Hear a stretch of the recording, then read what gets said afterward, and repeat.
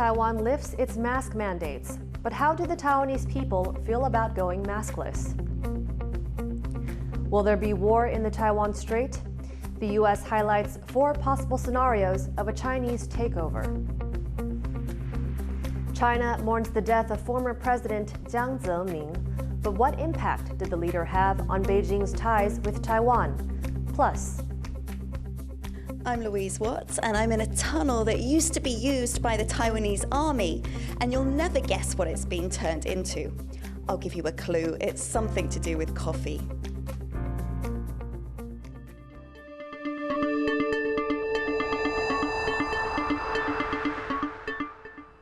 a warm welcome to TaiwanPlus News. I'm Erika Liu. Starting on Thursday, Taiwan is easing its mask restrictions.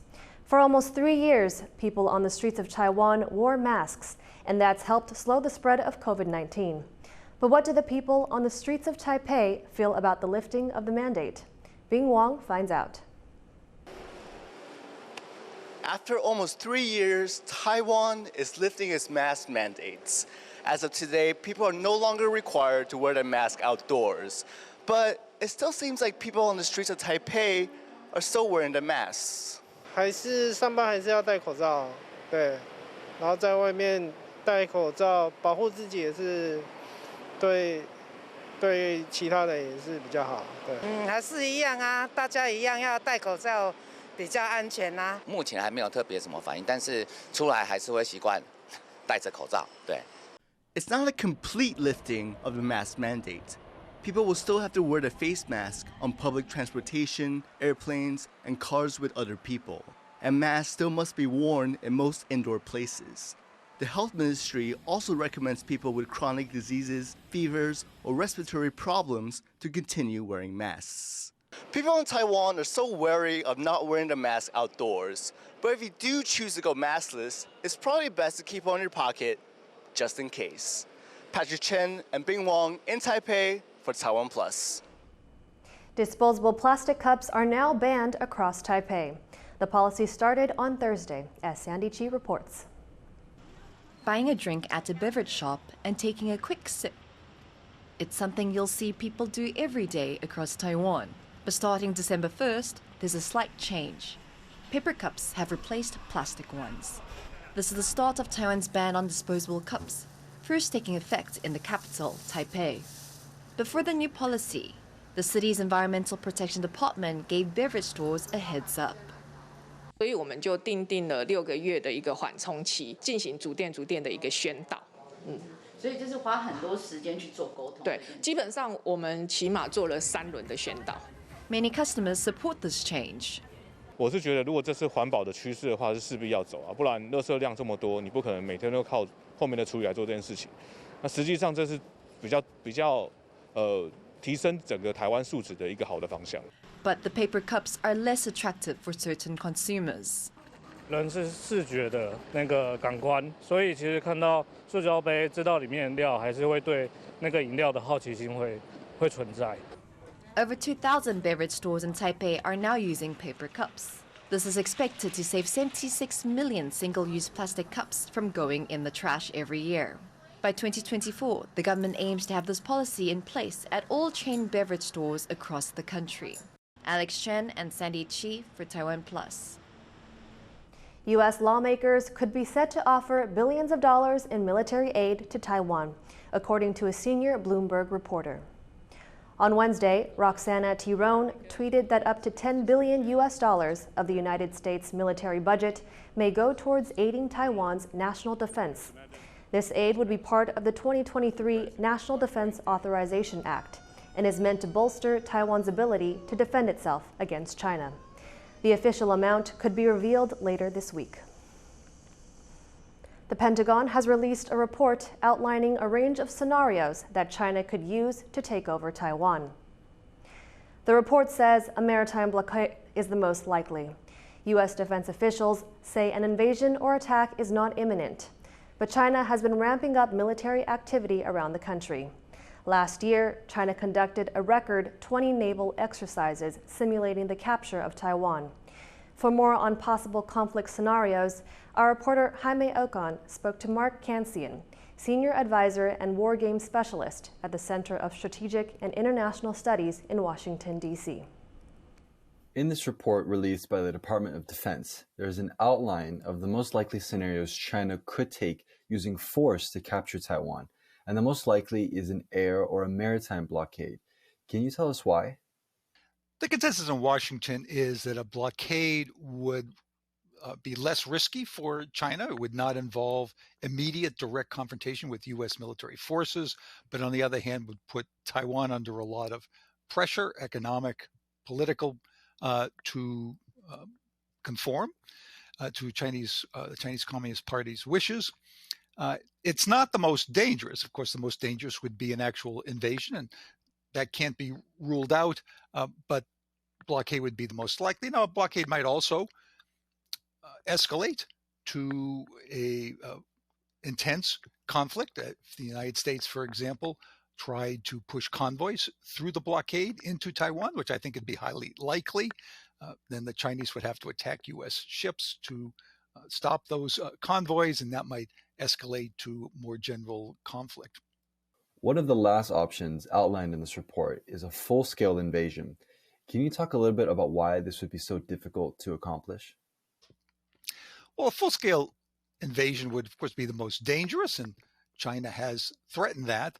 It's very difficult for two reasons. The first is that Taiwan is an island, and it requires crossing a body of water. It's not a very large body of water, but it still requires shipping and offloading, which are very complicated operations. It took the United States years to develop the techniques to do that in the Second World War. It's not like Russia crossing a land border into Ukraine and being able to supply directly. The second thing is that Taiwan is a very easy island to defend. There's a rugged set of mountains in the center. The two coastal plains are intersected by cities and rivers, and the Taiwanese military forces could put up substantial resistance and really hold the Chinese invading forces back. That was our reporter Jaime Ocon speaking with Mark Cancian from the Center for Strategic and International Studies. U.S. President Joe Biden is set to visit a semiconductor plant being built in Arizona by Taiwanese tech giant TSMC.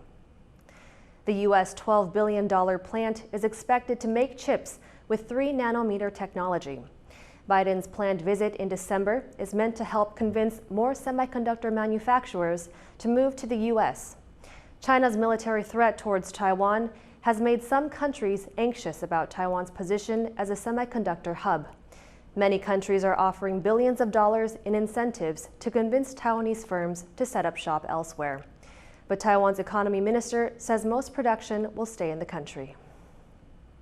Flags are being flown at half-mast across China following the death of former President Jiang Zemin, aged 96. But in Taiwan, the Chinese leader's legacy is complex. As James Chater explains, he led China during some of the tensest moments in cross-strait relations. Chinese television announcing the death of the country's former president, Jiang Zemin. The man who allowed capitalists into the Chinese Communist Party died in Shanghai, aged 96, from leukemia and multiple organ failure. Jiang led China for a decade from 1993, 4 years after authorities brutally suppressed pro-democracy protests at Beijing's Tiananmen Square. His death comes at a time when the party faces similar challenges. Last weekend, unprecedented protests swept across China. Their initial target was stringent zero-COVID measures, but demonstrators also called for a freer press, a democratic system, and even for current Chinese President Xi Jinping to step down.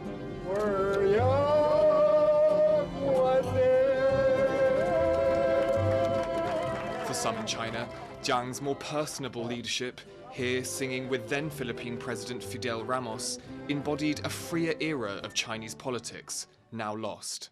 Jiang Zemin's death, in a sense, marks the end of an era in Chinese politics. In other words, that was a time when Jiang Zemin was in power, when there was a little bit more freedom in the press.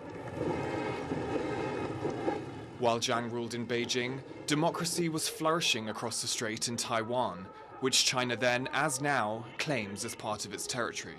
Analysts say Jiang's tough stance on Taiwan pushed the country further from China.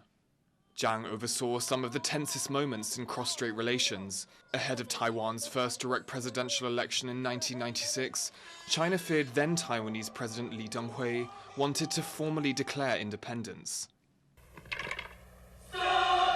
Taiwan stepped up military drills after Jiang sent 150,000 troops to China's southern coast and conducted live-fire missile tests in waters near Taiwan's mainland. Analysts say Jiang's use of force then hardened Taiwanese attitudes to China. 这些东西都使得台湾对这个中国的不满的程度会升高，反过来就会强化就是居住在台湾岛上的老百姓的作为一个台湾人的自我认同的这个比例，使得这个自我认同比例是大幅度增高。 Responding to Jiang's death, Taiwan's Mainland Affairs Council, the office that manages relations with China, said, under Jiang's leadership, there was cross-strait dialogue, but Beijing militarily threatened Taiwan's democratic system and international exchanges. On the actions of former Communist Party leaders, it said, history will be the judge. With the death of Jiang, the end of a chapter in China's political history. But the echoes of his premiership still ring in the cross-strait tensions of today. Patrick Chen and James Chater for TaiwanPlus. December 1st is World AIDS Day. Taiwan used to have a strict ban on non-citizens with HIV entering or staying in the country. But a decision by Taiwan's Supreme Court this year has positioned the country as a leader protecting the rights of people with HIV. Philip Broussard explains.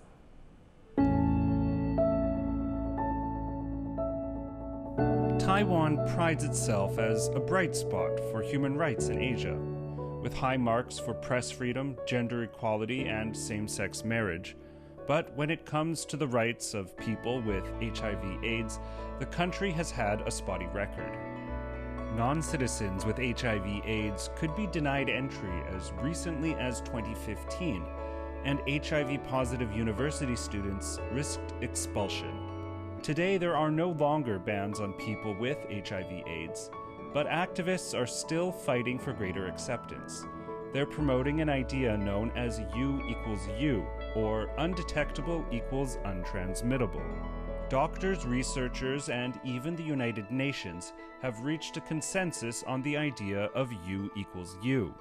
People living with HIV who are receiving stable antiretroviral therapy and had achieved a plasma virus load less than 200 copies, he or she will be qualified for being undetectable, according to the criteria used by the clinical studies. U equals U is widely accepted by medical professionals, but courts in many countries, like Singapore and parts of the United States, continue to prosecute people with undetectable levels of HIV for failing to disclose their status to sexual partners. And until recently, in Taiwan, they could be sentenced to time in prison. Without legal protection, HIV-positive people with undetectable levels of virus could become targets for false accusations of deliberately infecting others. In the summer of 2022, a groundbreaking ruling by Taiwan's Supreme Court.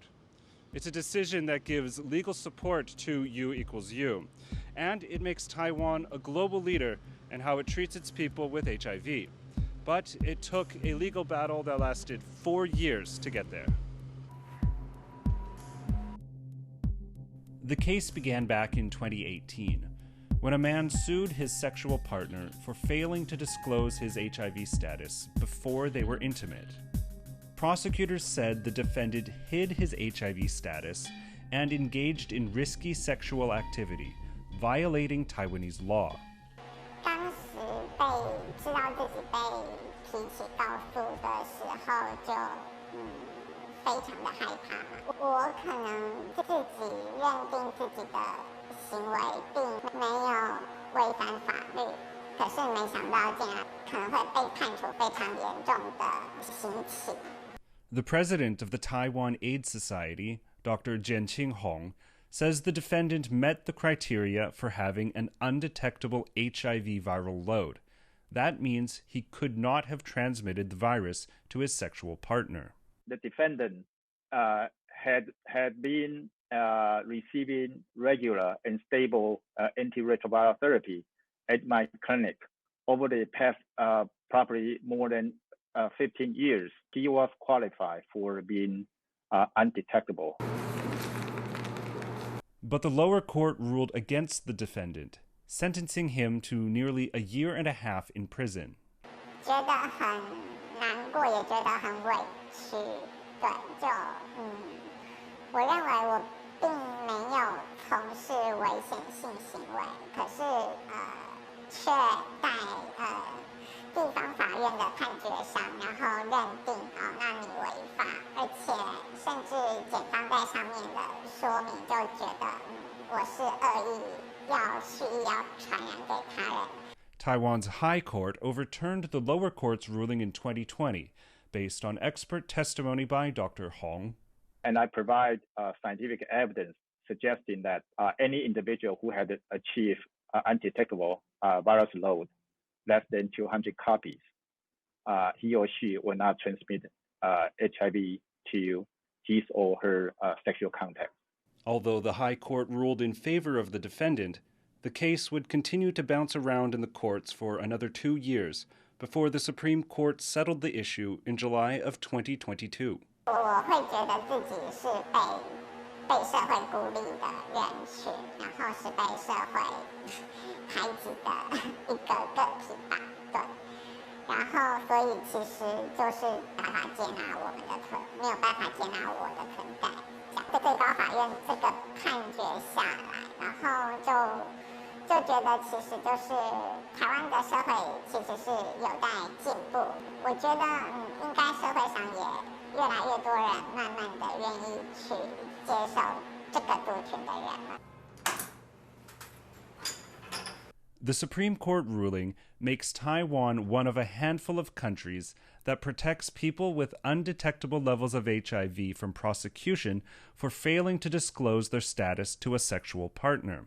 The defense lawyer in this case, Titan Deng, says the changes came quickly, considering how strict the rules were less than 10 years ago. 因为艾滋医学的相关的发展，那还有因为台湾其实有非常蓬勃的社会运动，我们对于这些法律上面的权益，那我们其实是还蛮努力的在做争取。But the fight is not yet over. Even today, the defendant is struggling with the stigma society puts on people with HIV. 尤其是在这2-3年要找工作的时候，雇主都会去查询个资，然后接着就很多工作可能本来面试都已经谈好了，可是到了最后要做 reference check 的时候，就会被拒绝。So I think the next step is to remove any stigma or any discrimination against people living with HIV. They are like us, have any human rights to health care, to employment, and to any rights we are now enjoying. HIV activists may have won in Taiwan's Supreme Court, but their case is still being tried in the court of public opinion. Howard Zhang and Philip Broussard for TaiwanPlus. A Tokyo court has upheld Japan's ban on same-sex marriage. But the judges said a lack of legal protection for same-sex families violated their human rights and could possibly be unconstitutional. Japan does not allow same-sex couples to marry, inherit each other's assets, or jointly adopt children. Even hospital visits can be difficult. Japan is the only G7 country that has not legalized same-sex marriage. 8 plaintiffs in the case have sued for damages of over $7,000. There have been similar cases in other courts across Japan. The ruling was welcomed by LGBTQ activists who hope it prompts more debates over Japan's legislature. To find out more about Japan's bid for same-sex marriage, reporter Rick Glaut spoke to Ken Suzuki of Meiji University. Suzuki is an expert in family law in Japan and Taiwan and an advocate for LGBTQ rights. Could you tell me what the court ruling in Tokyo means for Japan's LGBTQ community? 是在日本的婚姻自由有关婚姻自由的这个诉讼里面第3件这个判决。去年有札幌地方裁判所的判决，然后今年6月份有大阪，那这一次的是第3件。那么内容来看的话呢，刚好是介于札幌跟大阪之间，也有积极的方面，也有一些这个负面的那个论述，但是总体来讲还是属于一种违宪判决。所以这个算是对这个推动婚姻平权来讲可以说是有很大的这个大一步万千一步的一个值得肯定的一个判决。Could you give us a sense of how life is for LGBTQ people in Japan, and how might this court ruling affect that? 所做出这样的这个判决，也是说明这个整个社会对同志的看法还是有进步，越来越改变。连法院的这个法官也需要承认，同志也有权这个组成家庭这样的权利，是那个宪法上应该有所保障。因为这个过去的这个法官呢是比较保守。那么现在我们看到这样的一个判决呢，可以说是整个社会还是有变化，而且呢是变为比较好的方向走。Have Taiwan's achievements in LGBTQ rights impacted Japan's own pursuit of same-sex marriage? 有时代的因素，包括台湾，那个全世界这么多国家已经认可同性之间的婚姻。那么这样子时代背景之下呢，仅仅是日本不承认同性婚姻，是这样子的这个法律是行得通吗？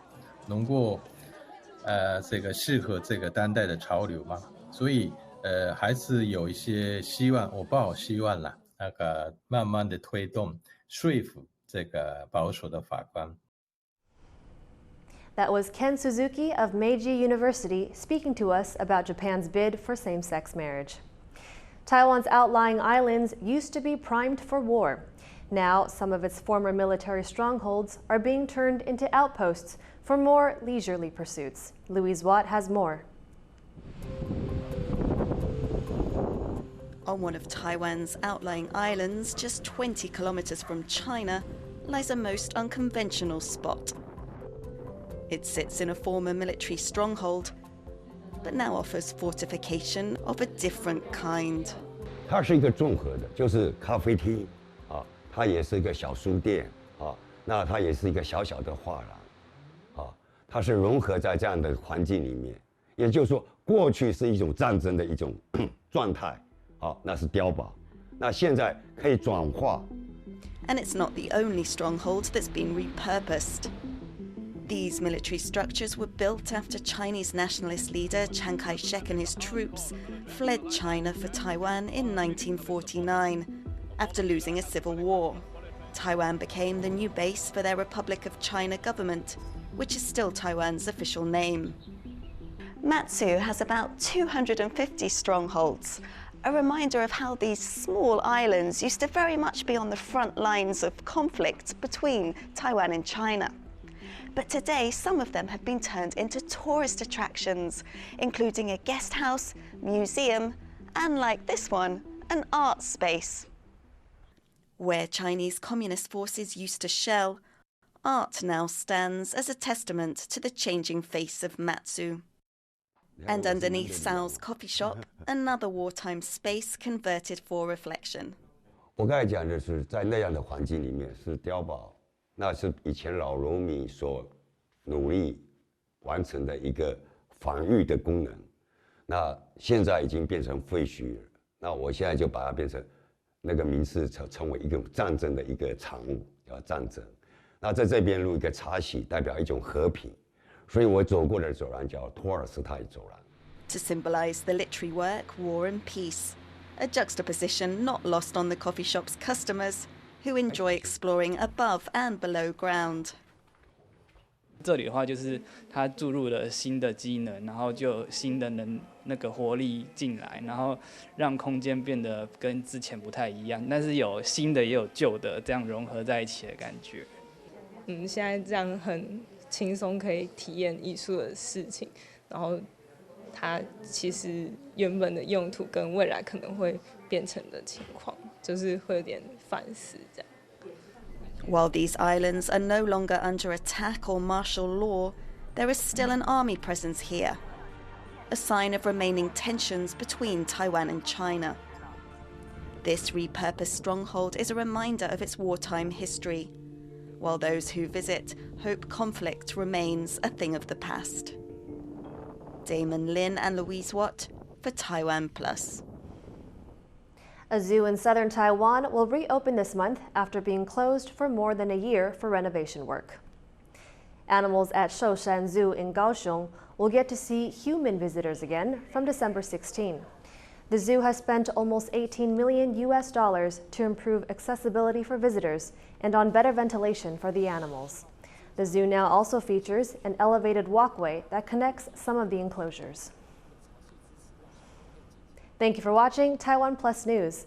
Finally today, we leave you with images of the street trials rider with new and progressive tricks against the unique backdrop of San Francisco. I'm Erika Liu. Take care and see you next time.